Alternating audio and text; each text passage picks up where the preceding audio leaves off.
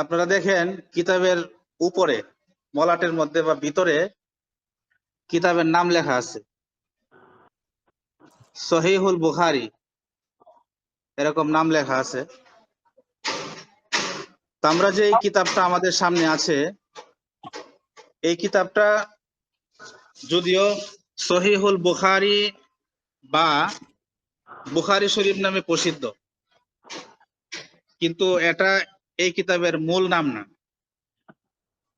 সহিহুল বুখারী বা বুখারী শরীফ নামে প্রসিদ্ধ কেন? যেহেতু এই কিতাবের মুসান্নিফ হলেন ইমাম বুখারী রহমতুল্লাহ আলাইহি। তার দিকে নিসবত করে এই কিতাবটাকে সহিহুল বুখারী বা বুখারী শরীফ বলা হয়। কিন্তু এই কিতাবের মূল নামটা দেখেন, আপনাদের প্রথম পৃষ্ঠায় দেওয়া আছে আল জামিউল মুসনাদুস সহিহু আল মুখতাসারু মিন উমুরি রাসূলিল্লাহি সাল্লাল্লাহু আলাইহি ওয়াসাল্লাম। সবাই দেখতেছেন কিনা? আল জামিউল মুসনাদুস সহিহুল মুখতাসারু মিন উমুরি রাসূলিল্লাহি সাল্লাল্লাহু আলাইহি ওয়াসাল্লাম। আল জামিউল মুসনাদুস সহিহু আল মুখতাসারু মিন উমুরি রাসূলিল্লাহি সাল্লাল্লাহু আলাইহি ওয়াসাল্লাম। সহিহুল বুখারীর পূর্ণ নাম নিয়ে কিছুটা মতপার্থক্য আছে। আপনাদের কিতাবের উপরে বা ভিতরে যে নামটা দেওয়া আছে সেটা ইমাম নববী রহমতুল্লাহ আলাইহির মতে। ইমাম নববী রহমতুল্লাহ আলাইহির নিকট সহিহুল বুখারীর পূর্ণ নাম হলো এটা, যেটা আপনাদের কিতাবে দেওয়া আছে, আপনার খাতায় উঠান। আল জামিউল মুসনাদুস সহিহু আল মুখতাসারু মিন উমুরি রাসূলিল্লাহি সাল্লাল্লাহু আলাইহি ওয়াসাল্লামা ওয়া সুনানিহি ওয়া আইয়ামিহি। ইমাম নববী রহমতুল্লাহি আলাইহির তাহজিবুল আসমা ওয়াল লুগা এই কিতাবের মধ্যে বুখারী শরীফের এই নামটা তিনি উল্লেখ করছেন। সবাই নামটা খাতার মধ্যে উঠান। হাফিজুল হাদিস হাফেজ ইবনে হাজার আসকালানি রহমতুল্লাহি আলাইহি ফথুল বারীর মুকাদ্দিমায় তিনি একটু ভিন্নভাবে কিতাবের নামটা উল্লেখ করছেন, একটু অন্যভাবে। আল জামিউস সহিহুল মুসনাদু মিন হাদিসি রাসূলিল্লাহি সাল্লাল্লাহু আলাইহি ওয়াসাল্লামা ওয়া সুনানিহি ওয়া আইয়ামি। এটাও লেখেন যে হাফিজ ইবনে হাজার আসকালানি রহমতুল্লাহ আলাইহির মতে সহিহ বুখারীর পূর্ণ নাম হলো, আমি আবার বলতেছি, আল জামিউস সহিহু আল মুসনাদু মিন হাদিসি রাসূলিল্লাহি সাল্লাল্লাহু আলাইহি ওয়াসাল্লামা ওয়া সুনানিহি ওয়া আইয়ামি। এটা ফাথুল বারীর মুকাদ্দিমাতে আছে, ব্র্যাকেটে লিখতে পারেন। তো দুইটা নামের মধ্যে তিনটা পার্থক্য আছে, একটু আপনারা খেয়াল করে দেখেন। দুইটা নাম পাশাপাশি লেখেন, ইমাম নববী রহমতুল্লাহ আলাইহি নামটা আর হাফেজ ইবনে হাজার আসকালানির নামটা পাশাপাশি লেখলে আপনারা পার্থক্যটা বুঝবেন। তিনটা পার্থক্য। প্রথম পার্থক্য হলো ইমাম নববী রহমতুল্লাহ আলাইহির নামের মধ্যে আল জামিউ আল মুসনাদুস সহি, সহি শব্দটা একটু পরে, মানে আল জামিউ আস সহি এর মাঝখানে একটা ফাসেলা আছে, আল মুসনাদ, এটা ইমাম নববীর নামের মধ্যে।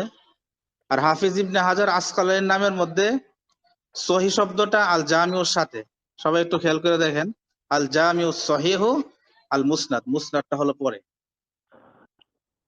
এটা একটা পার্থক্য।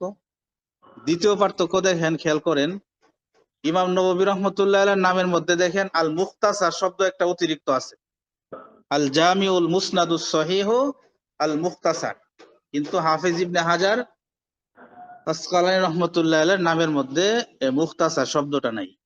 দ্বিতীয় পার্থক্য। তৃতীয় পার্থক্য হলো ইমাম নববী রহমতুল্লাহ আলাইহি যে নামটা উল্লেখ করছেন এখানে মিন উমুরি রাসূলিল্লাহ, উমুর শব্দটা উল্লেখ আছে। আর হাফিজ ইবনে হাজার আসকালানি রহমতুল্লাহ আলাইহির নামের মধ্যে দেখেন উমরের পরিবর্তে আছে মিন হাদিসি রাসূলিল্লাহ সাল্লাল্লাহু আলাইহি ওয়াসাল্লাম। সবাই খেয়াল করছেন কিনা? সবাই খাতায় উঠাইছেন দুইটা নাম? সবাই উঠাইছে না? জি হুজুর। জি, দুইটা নামের মধ্যে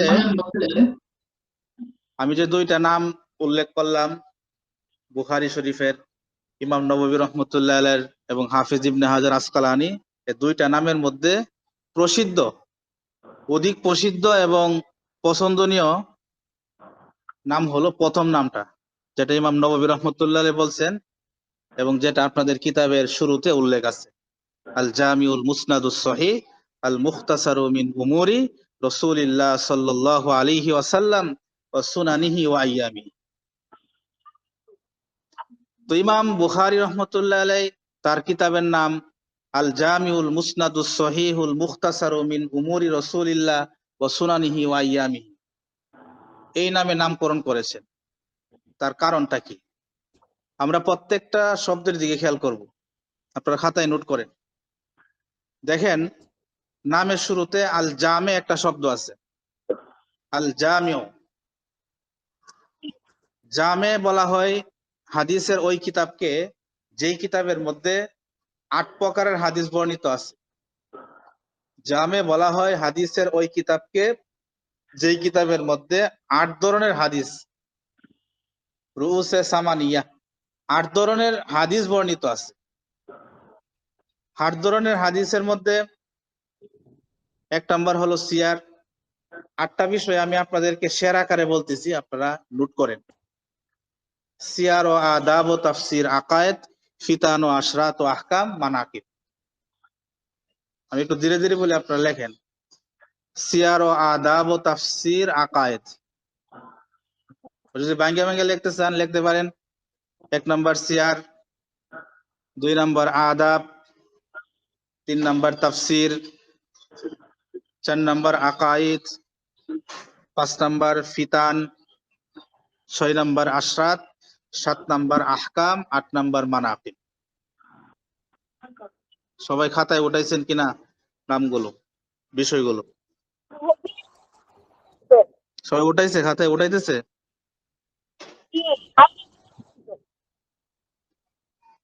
সিয়ার, আদাব, তাফসির, আকায়েদ, ফিতান, আশরাত, আহকাম, মানাকিব। প্রত্যেকটা শব্দের ব্যাখ্যা আমি করব। তো জামে বলা হয় হাদিসের ওই কিতাবকে যেই কিতাবের মধ্যে এই 8টা বিষয়ের হাদিস বর্ণিত আছে। তো ইমাম বুখারী রহমতুল্লাহি আলাইহি তার কিতাবকে জামে নামে নামকরণ করেছেন।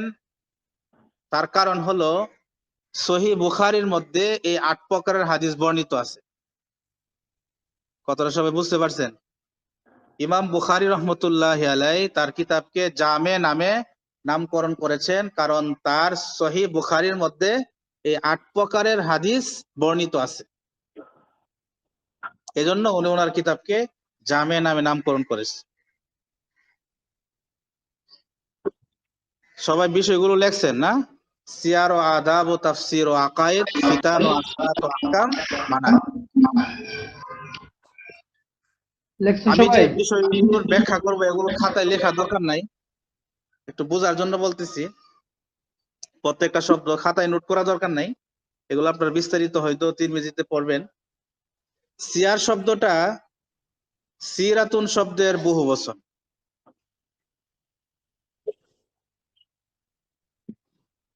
সিয়ার শব্দটা সিরাতুন শব্দের বহু বচন। সিরাতের শাব্দিক অর্থ হলো রাসূলের জীবন, কিন্তু এখানে উদ্দেশ্য হলো রাসূলের জীবনের উল্লেখযোগ্য ঘটনাবলী, বিশেষ করে যুদ্ধ বিগ্রহের সংক্রান্ত যে সকল ঘটনাবলী আছে এখানে সিয়ার দ্বারা এটা উদ্দেশ্য। অর্থাৎ যে সকল হাদিসের মধ্যে, তো বলতেছিলাম সিয়ার শব্দটা সিরাতুন শব্দের জমা। সিরাত মানে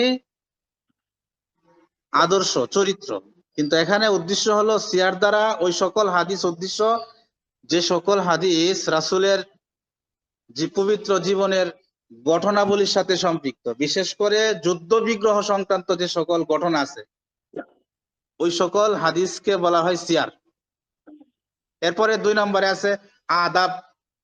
আদাব শব্দটা আদাবের জমা, মানে শিষ্টাচার। তো এখানে উদ্দেশ্য হলো মানে সামাজিক শিষ্টাচার, অর্থাৎ যে সকল আদাব আছে, শিষ্টাচার আছে, ওই সকল আদাব সংক্রান্ত হাদিসকে এই আদাব বলা হয়, বা এই সকল হাদিস এখানে অন্তর্ভুক্ত। এরপরে 3 নম্বরে আছে তাফসির, অর্থাৎ কোরআনের তাফসির সংক্রান্ত যে সকল হাদিস আছে। 4 নম্বরে আছে আকাইদ, আকীদা সংক্রান্ত যে সকল হাদিস। পরে ফিতান, ফিতান মানে ওই সকল ঘটনা যেগুলো সম্পর্কে রাসূল ভবিষ্যৎবাণী করছেন। মানে কিছু ঘটনা দুনিয়াতে ঘটবে কিয়ামতের আগে, এগুলো কিয়ামতের আলামত না। কিয়ামতের আগে এমন কিছু ঘটনা ঘটবে যেগুলোর সম্পর্কে রাসূল আগে ভবিষ্যৎবাণী করছে, ওই সংক্রান্ত হাদিসকে মানে ফিতান বলা হয়। এরপরে আছে আশরাত, আশরাত মানে কিয়ামতের আলামত সংক্রান্ত সংক্রান্ত যে সকল হাদিস, এগুলোকে আশরাত বলে। এরপরে আহকাম, আহকাম মানে হুকুম আহকাম সংক্রান্ত হাদিস। এরপরে আছে মানাকিব, মানাকিব হলো সাহাবায়ে কেরামের ফজিলত, সাহাবী সেটা পুরুষ হোক বা মহিলা হোক, বা বিশেষ কোনো গোত্র বা বংশের ফজিলত সংক্রান্ত যে সকল হাদিস আছে এগুলোকে মানাকিব বলা হয়। মানে মোটামুটি একটা পরিচয় আর কি 8টা বিষয়ের: সিয়ার, আদাব, তাফসির, আকায়েদ, ফিতান, আশরাত, আহকাম ও মানাকিব।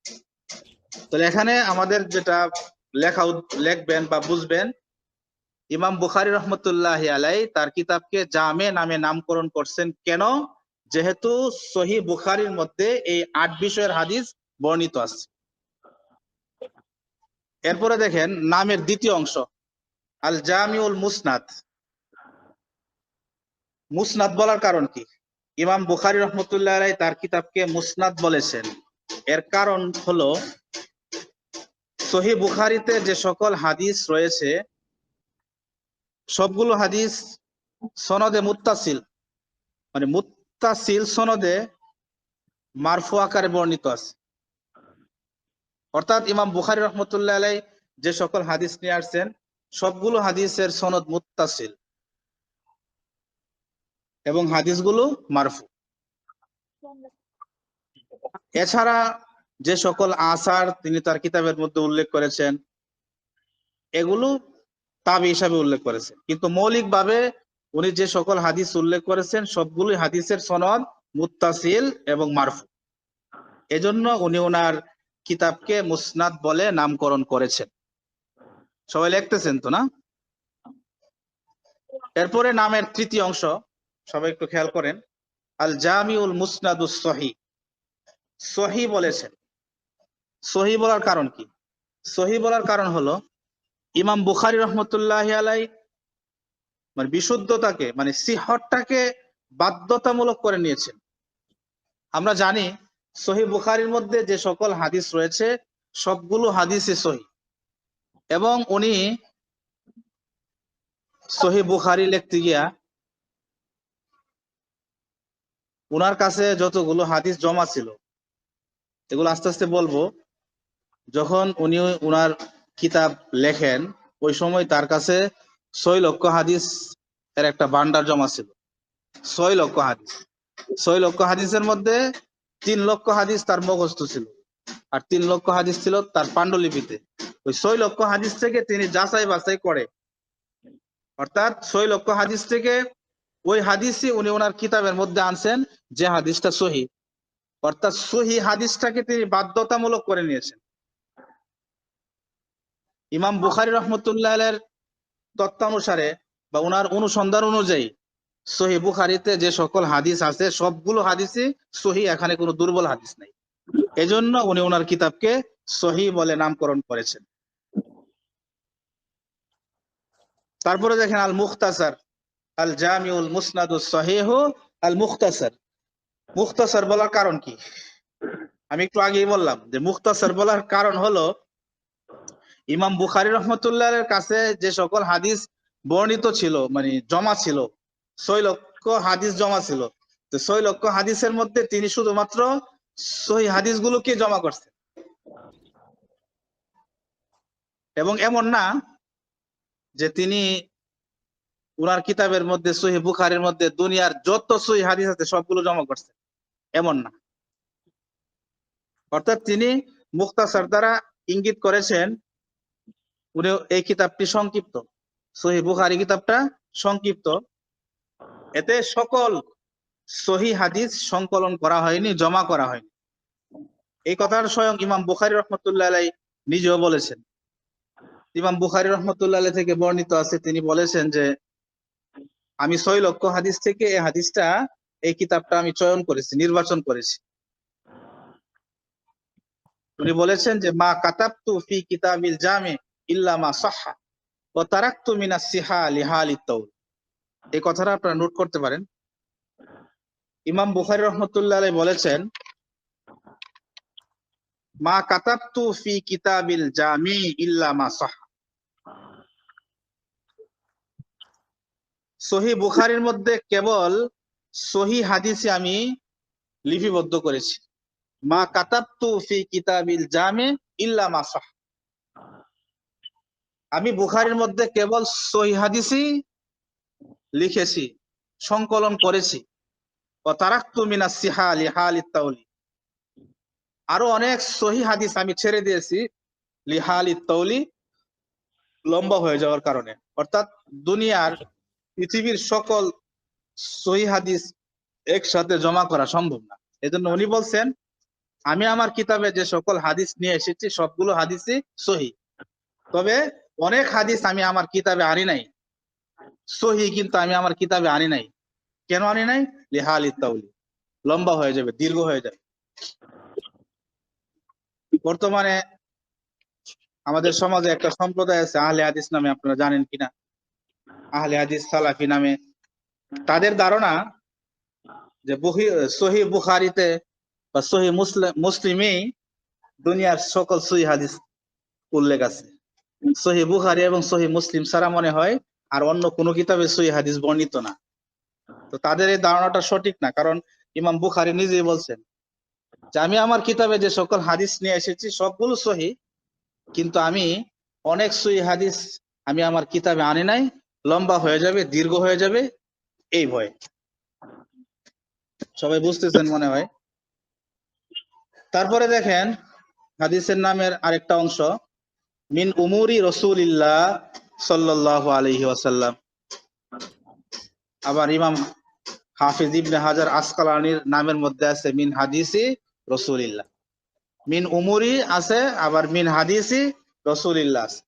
তো মিন উমুরি রাসূলিল্লাহ বা মিন হাদিসি রাসূলিল্লাহ দ্বারা উদ্দেশ্য হলো আকওয়ালু রাসূলিল্লাহ, রাসূলের যত কওলি হাদিস আছে, রাসূলের যত কওল, মানে আকওয়াল উদ্দেশ্য। সহজ করে যদি আপনারা লেখেন মিন উমুরি রাসূলিল্লাহ বা মিন হাদিসি রাসূলিল্লাহ দ্বারা আকওয়ালুন নবী উদ্দেশ্য, আকওয়ালুন নবী উদ্দেশ্য। এরপরে সুনানিহি শব্দটা দেখেন আছে, এই সুনানিহি দ্বারা রাসূলের আফআল এবং তাকরির উদ্দেশ্য। তাহলে উমুর দ্বারা উদ্দেশ্য হলো আকওয়াল, আর সুনান দ্বারা উদ্দেশ্য হলো আফআল এবং তাকরির। আমরা জানি যে হাদিসটা হলো তিনটা বিষয়ের সমন্বয়। হাদিসের সংজ্ঞা দেওয়া হয় আকওয়ালুন নবী সাল্লাল্লাহু আলাইহি ওয়াসাল্লাম ওয়া আফআলুহু ওয়া তাকরিরুহু, মানে রাসূলের কথা, কাজ এবং মৌন সমর্থন। মানে ফিআলুন নবী, কওলুন নবী, তাকরিরুন নবী। রাসূলের কওল, রাসূলের ফেল, রাসূলের তাকরির। কওল তো আমরা বুঝি রাসূল যা বলেছেন মুখে, ফেল মানে রাসূল বলেন নাই কিন্তু নিজে আমল করেছেন, আর তাকরির হলো রাসূল যে সম্পর্কে বলেন নাই এবং নিজে আমল করেন নাই, তবে সাহাবায়ে কেরাম করছেন, সেটা রাসূল দেখা কোনো কিছু বলেন নাই, হাও বলেন নাই, নাও বলেন নাই, চুপ থাকছেন, এটাকে বলা হয় মৌন সমর্থন। তাকরিরের বাংলা হলো কি? মৌন সমর্থন। তাহলে মিন উমুরি রাসূলিল্লাহ দ্বারা উদ্দেশ্য হলো আকওয়ালুন নবী, আর সুনান দ্বারা উদ্দেশ্য হলো আফআলুন নবী, তাকরিরুন নবী। এরপর সর্বশেষ দেখেন নামের শেষে আছে ওয়া আইয়ামিহি। আইয়ামিহি দ্বারা উদ্দেশ্য হলো রাসূল সাল্লাল্লাহু আলাইহি ওয়াসাল্লামের যুগে সংঘটিত বিভিন্ন ঘটনা, শুধু ঘটনা না, রাসূলের যুগে যে সকল যুদ্ধ বিগ্রহ হয়েছে এর দিকে ইঙ্গিত করেছে। তাহলে আইয়াম দ্বারা রাসূলের যুগে যে সকল ঘটনা সংঘটিত হয়েছে এর দিকে ইঙ্গিত করেছেন, পাশাপাশি রাসূলের যুগে যে সকল যুদ্ধ বিগ্রহ হয়েছে তার দিকেও ইঙ্গিত করেছে। এই হলো মোটামুটি সংক্ষিপ্ত আকারে সহিহ বুখারীর যে নাম, এই নামকরণের কারণগুলো আমি আবার একটু স্মরণ করে দিচ্ছি সবাইকে। ইমাম বুখারী রহমতুল্লাহ আলাইহি তার কিতাবকে জামে বলে নামকরণ করার কারণ হলো সহিহ বুখারীতে ৮ প্রকারের হাদিস বর্ণিত আছে। সহিহ বুখারীকে মুসনাদ বলার কারণ কি? মুসনাদ বলার কারণ হলো সহিহ বুখারীতে যে সকল হাদিস রয়েছে সবগুলো হাদিস সনদে মুত্তাসিল মারফু আকারে বর্ণিত। মুসনাদ বলার কারণ হলো,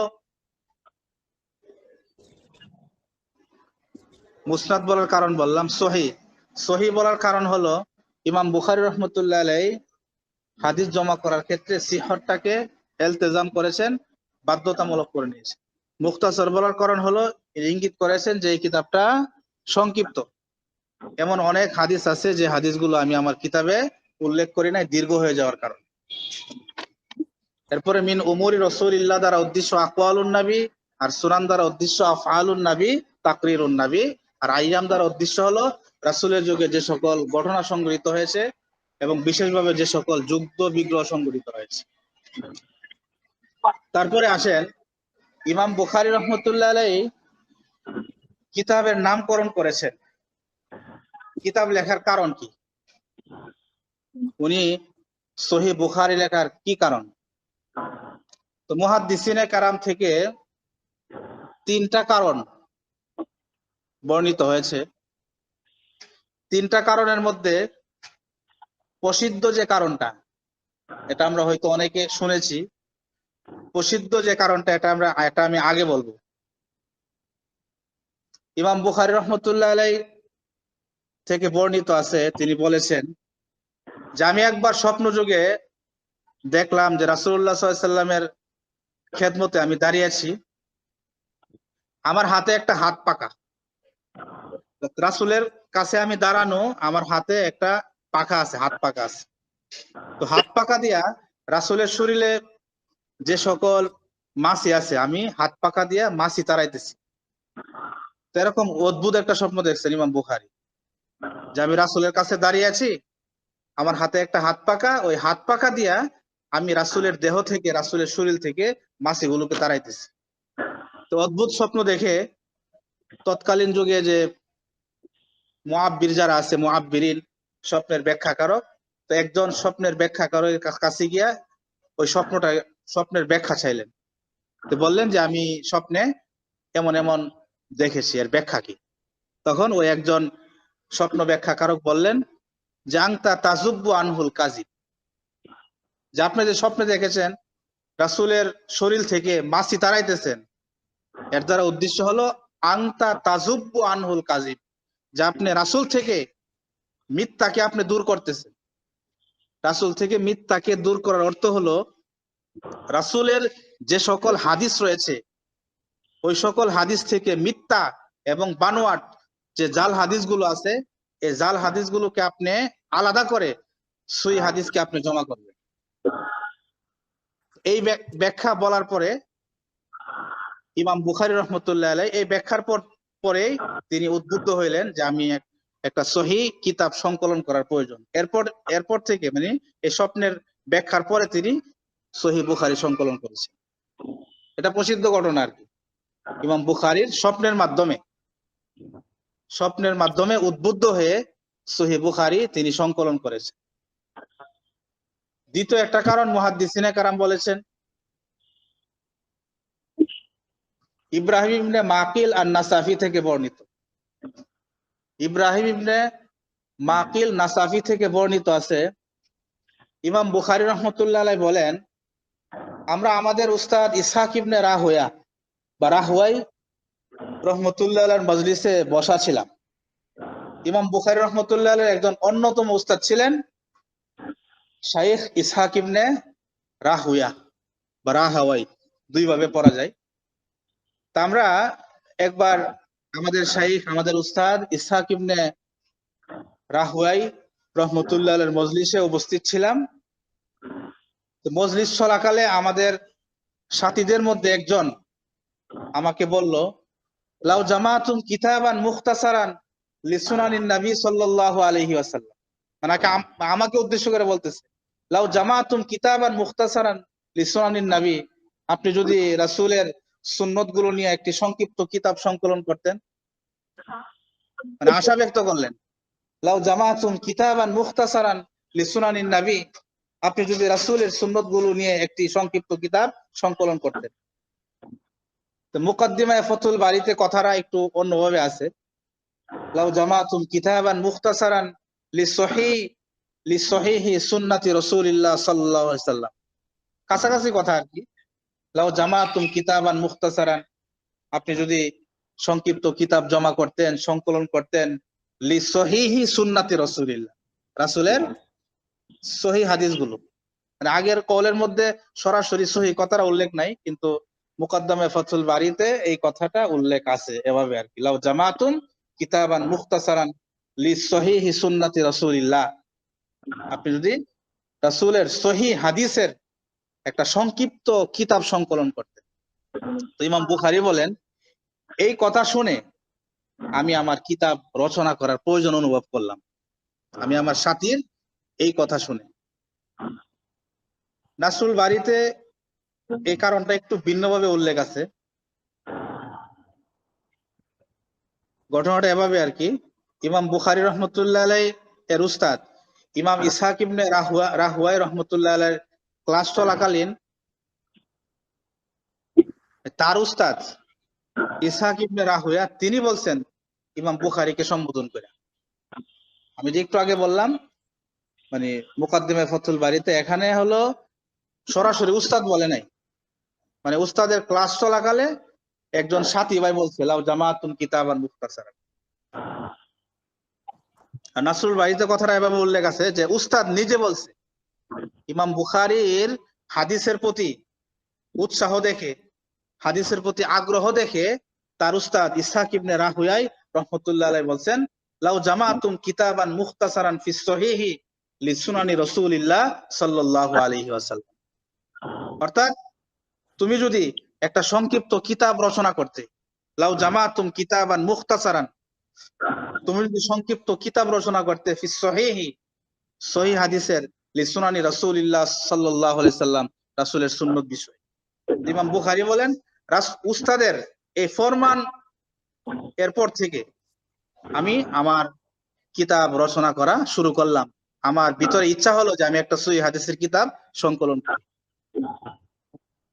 এই দুইটা কারণ মুহাদ্দিসিনে কেরাম থেকে বর্ণিত আছে। কারণগুলো কি আপনারা নোট করতেছেন নাকি? নোট করতেছেন না? প্রথম কারণটা তো বললাম স্বপ্ন যুগে ইমাম বুখারী রহমতুল্লাহ আলাইহি স্বপ্ন দেখছেন, স্বপ্নের ব্যাখ্যা শোনার পরে তিনি হাদিস লেখা শুরু করছেন।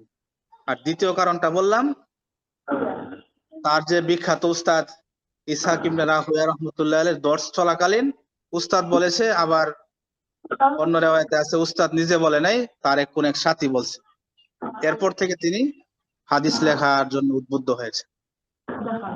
3 নাম্বার আরেকটা কারণ মুহাদ্দিসিনে কেরাম থেকে পাওয়া যায়, সেটা হলো ইমাম বুখারী রহমতুল্লাহ আলাইহির জীবনী থেকে জানা যায়, ইমাম বুখারী রহমতুল্লাহ আলাইহির বয়স যখন 10 বছর, মাত্র 10 বছর, ইমাম বুখারীর বয়স যখন মাত্র 10 বছর, ওই 10 বছর বয়স থেকেই ইমাম বুখারীর হাদিস মুখস্থ করার একটা আগ্রহ ছিল। যখন তার বয়স 10 বছর তখন থেকেই তার হাদিসের প্রতি একটা আগ্রহ ছিল, অধীর আগ্রহ, হাদিস মুখস্থ করার আগ্রহ সৃষ্টি হয়। এই হাদিস এর প্রতি অধিক আগ্রহের কারণে কিন্তু তিনি বিভিন্ন রাষ্ট্রে